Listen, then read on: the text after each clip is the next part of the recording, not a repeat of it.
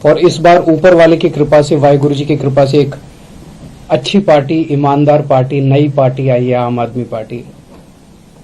इससे डर के ये सारे भ्रष्टाचारी इकट्ठे हो गए हैं, ये सारे नेता इकट्ठे हो गए हैं, सारी पार्टियां इकट्ठी हो गई हैं, अकाली दल, बीजेपी, कांग्रेस, और ये सारे आप देख रहे हो पिछले कुछ दिनों से मोदी जी, राहुल गांधी, प्रियंका गांधी, कैप्टन अमरिंदर, चन्नी साहब, ये जितने नेता हैं, सुखबीर बादल, ये सारे इकट्ठे होके आम आदमी पार्टी को हराने में लग गए हैं।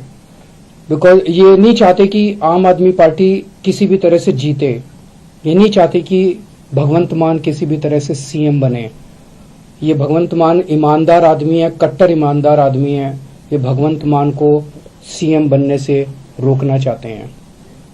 ये सारे मिलके पिछले कुछ दिनों से आप देख रहे होगे एक ही किस्म की भाषा बोलते हैं, केवल हमें गालियां दे रहे हैं ये सारे मिलके, केवल मेरे को, भगवंत मान को और आम आदमी पार्टी को गालियां दे रहे हैं हमें। और ऐसे लगता है जैसे सारे रात को बैठ के बातचीत करते हैं आपस में, वीडियो कॉन्फ्रेंस से या कॉन कॉल से, और अगले दिन सारी पार्टियां, सारे नेता एक ही भाषा में हमको गालियां देते हैं, एक ही जैसी भाषा बोलते हैं। तो हमारा कसूर क्या है? ये सारे के ऐसा आप देखेंगे, सुखबीर बादल चन्नी जी के खिलाफ नहीं बोलता, चन्नी जी सुखबीर बादल के खिलाफ नहीं बोलते, बीजेपी वाले बाकियों के खिलाफ नहीं, ये सारे केवल और केवल हमें गालियां दे रहे हैं, सारे मिलके एक ही भाषा में। हमारा क्या कसूर है? हमने क्या कर दिया? हम यही तो कह रहे हैं ना कि हमने दिल्ली में स्कूल अच्छे किए, यहां पे एक मौका दो, हम पंजाब के भी स्कूल अच्छे करेंगे। हम यही तो कह रहे हैं कि हमने दिल्ली में अस्पताल अच्छे कर दिए, मोहल्ला क्लिनिक बनाए, पंजाब में मौका दो, हम यहां भी अस्पताल अच्छे बनाएंगे, सबको फ्री इलाज देंगे, फ्री दवाई देंगे, फ्री टेस्ट करेंगे, फ्री ऑपरेशन करेंगे, सबका मोहल्ला क्लिनिक, पिंड क्लिनिक बनाएंगे। हम यही तो कह रहे हैं कि हमने दिल्ली में 24 घंटे बिजली कर दी, यहां एक मौका दो, यहां भी पावर कट बंद कर देंगे, बिजली 24 घंटे देंगे। जैसे दिल्ली में बिजली फ्री कर दी, यहां भी लोगों की बिजली फ्री करेंगे। जैसे दिल्ली हम यहां पे बच्चों को रोजगार देंगे, दिल्ली में 10 लाख बच्चों को हमने रोजगार दिया। यहां पे नशा खत्म करेंगे, नशा बंद करेंगे, ईमानदार सरकार लेके आएंगे, भ्रष्टाचार खत्म करेंगे जैसे दिल्ली में किया। यही तो कह रहे हैं हम लोग। ये लोग नहीं चाहते कि पंजाब में ये सब हो।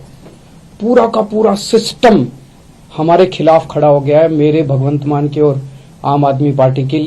तो मैं पंजाब के लोगों से अपील करना चाहता हूं कि अगर ये सारे भ्रष्टाचारी इकट्ठे हो सकते हैं तो क्या पंजाब के 3 करोड़ पंजाबी इकट्ठे नहीं हो सकते? इस बार साढ़े तीन करोड़ पंजाबी इकट्ठे हो जाओ और इस बार इस पूरे सिस्टम को हराना है। इन पूरी सारी पार्टियों को, ये पूरा जो सिस्टम है, अकाली दल का, कांग्रेस का, बीजेपी का, ये पूरा का पूरा सिस्टम इस बार अपने को हराना है। चाहे आप किसी भी पार्टी के हो, इस बार पंजाब के लिए वोट डालो, सारे इकट्ठे हो जाओ। 3 करोड़ पंजाबी मिलके इस बार ईमानदार सिस्टम लेके आएंगे, आम आदमी पार्टी लेके आएंगे और भगवंत मान को सीएम बनाना है। मैं मीडिया के साथियों को खासतौर से बधाई देना चाहता हूं, शुक्रिया अदा करना चाहता हूं कि उन्होंने बड़ी मशक्कत करके और बड़ी मेहनत से इस पूरे चुनाव के दौरान, मैं देखता था जब हम रोड शो में जाते थे कैसे जीपों पे लटके रहते थे सारे पत्रकार, और कैसे बड़ी कठिन परिस्थितियों में आप सब लोगों ने बहुत अच्छा निष्पक्ष तौर पे आपने पूरा चुनाव प्रचार को कवर किया है सभी पार्टियों का। आप सब लोगों का भी बहुत बहुत धन्यवाद।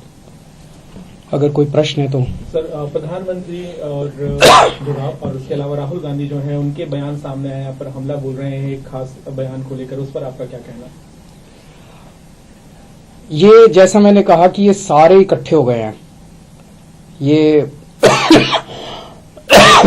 मोदी जी, प्रियंका गांधी, राहुल गांधी, चन्नी साहब, सुखबीर बादल, कैप्टन अमरिंदर, सिद्धू, ये सारे इकट्ठे हो गए हैं। और सारे ये क्या कह रहे हैं? पिछले कुछ दिनों से मैं देख रहा हूं ये क्या आरोप लगा रहे हैं। ये कह रहे हैं कि पिछले 10 साल से केजरीवाल देश के 2 टुकड़े करने का एक प्लान बना रहा है, षड्यंत्र बना रहा है कि देश के 2 टुकड़े करेंगे और उसमें से एक टुकड़े का प्रधानमंत्री मैं बन जाऊंगा। मतलब ये तो कॉमेडी है, ये तो हंसने वाली बात है। ये हो सकता है क्या? 10 साल से केजरीवाल एक प्लान बना रहा है कि देश के 2 टुकड़े करूंगा और मैं उसमें से एक का प्रधानमंत्री बन जाऊंगा। तो मैं पूछना चाहता हूं इनकी ये तो इसका मतलब मैं बहुत बड़ा आतंकवादी हो गया, तो ये इनकी सारी सिक्योरिटी एजेंसीज क्या कर रही थी? पिछले 10 साल में 3 साल तो कांग्रेस की सरकार थी, कांग्रेस वालों ने क्या किया? सो रहे थे वो लोग। 7 साल से बीजेपी की सरकार है, केंद्र में मोदी सरकार है, मोदी जी ने क्या किया? मेरे को गिरफ्तार क्यों नहीं किया? इनकी एजेंसीज क्या कर रही थी अभी तक? तो ये ऐसी हास्यास्पद बात है जिसको मतलब सुन के ही हंसी आती है। और शायद मैं दुनिया का सबसे स्वीट आतंकवादी होऊंगा जो लोगों के लिए अस्पताल बनवाता है, लोगों के लिए स्कूल बनवाता है, बुजुर्गों को तीर्थ यात्रा पे भेजता है। आज तक तो मैं समझता हूं कि दुनिया में ऐसा कोई आतंकवादी पैदा नहीं हुआ जो सड़कें बनवाता है, पानी बनवाता है, बिजली ठीक करता है, लोगों को बिजली फ्री देता है, लोगों की सेवा करता है। ऐसा तो आतंकवादी आज तक कभी पैदा ही नहीं हुआ होगा। और बड़ी इंटरेस्टिंग चीज है, इसका जरा सा सीक्वेंस अगर हम देखें, राहुल गांधी जी ने सबसे पहले ये आरोप लगाए मेरे ऊपर, अगले दिन प्रधानमंत्री जी ने वही भाषा इस्तेमाल की जो राहुल गांधी ने इस्तेमाल की, अगले दिन प्रियंका गांधी ने वही भाषा इस्तेमाल की, अगले दिन सुखबीर बादल ने वही भाषा इस्तेमाल की। मेरे को कुछ लोग, मेरे लोग कह रहे थे जी राहुल गांधी पे लोगों को यकीन नहीं, या राहुल गांधी जी कुछ बोलते थे तो जनता विश्वास नहीं करती। लेकिन ये नहीं सोचा था कि प्रधानमंत्री नरेंद्र मोदी जी राहुल गांधी की नकल करेंगे, एक दिन ऐसा भी आएगा। प्रधानमंत्री जी भी राहुल गांधी बन जाएंगे, एक दिन ऐसा भी आएगा। और ये इतना बड़ा आतंकवादी ये पकड़ा कैसे गया? पिछले 10 साल में, 7 साल में, जब से मोदी सरकार आई है, इन्होंने मेरे घर पे, मेरे दफ्तर पे दिल्ली पुलिस की रेड कराई, उसमें कुछ नहीं मिला।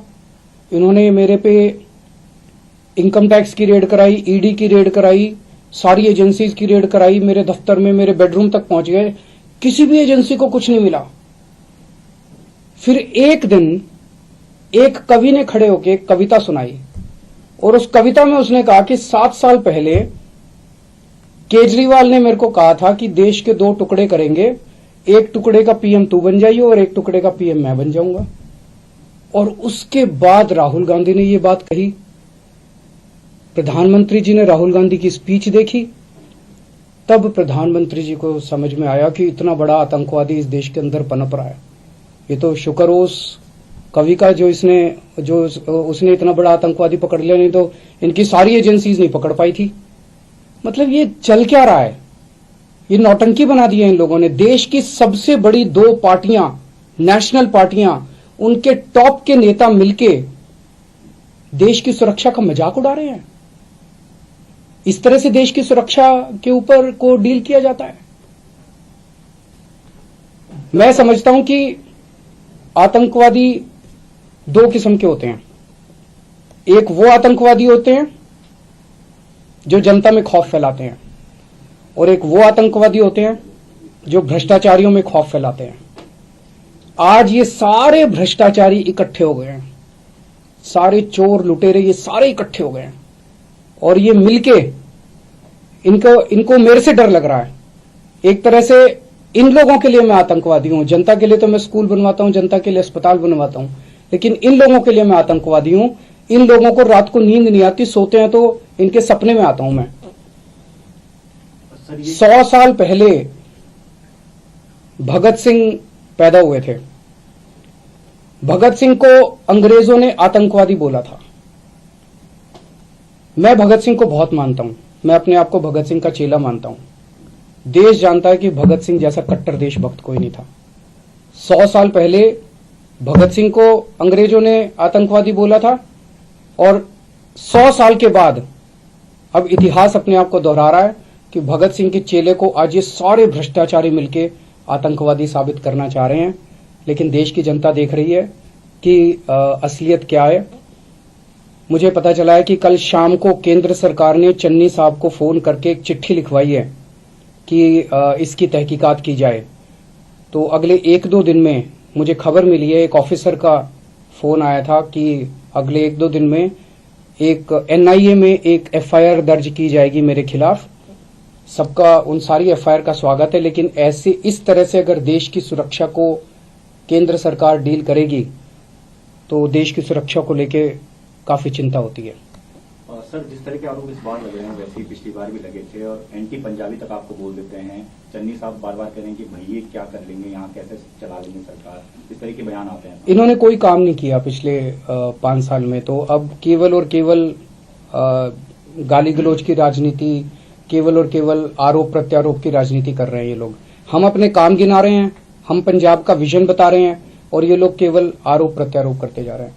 सर, जैसे आतंकवादी बताया जा रहा है आपको, ठीक इस तरह से ये बताया था कि आप आरएसएस के एजेंट भी हैं, तो इसे किस तरह से देखते हैं कि एक तरफ अगर ये हो सकते हैं आप, तो फिर वो कैसे हो सकते हैं, इसे कैसे देखते हैं? ये भी कांग्रेस का एजेंट भी आपको कहा जा रहा है, दोनों तरफ से कहा जा रहा है। हाँ, तो एक तरफ कह रहे हैं कि मैं आतंकवादी हूँ और दूसरी तरफ कह रहा है कि आरएसएस का एजेंट हूँ, तो फिर तो सारी आरएसएस भी आतंकवादी है।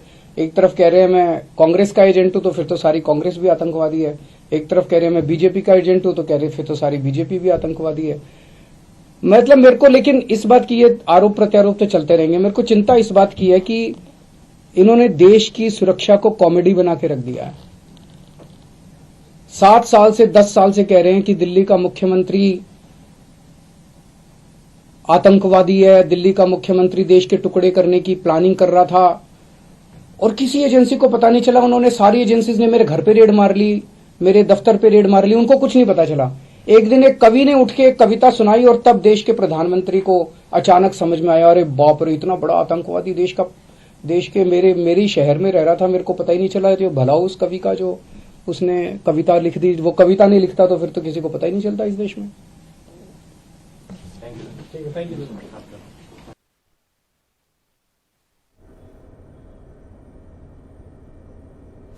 आप अरविंद केजरीवाल को सुन रहे थे। अरविंद केजरीवाल पर उनके पुराने साथी कुमार विश्वास ने कहा है कि उनके मंसूबे खराब थे हमेशा से और वो यहां तक कह रहे थे कि खालिस्तान का प्रधानमंत्री बन जाएंगे। इस लेवल पे जाके बातचीत की थी कुमार विश्वास ने, और इस बात को अब पंजाब के चुनाव में उठाया जा रहा है तमाम तरफ से।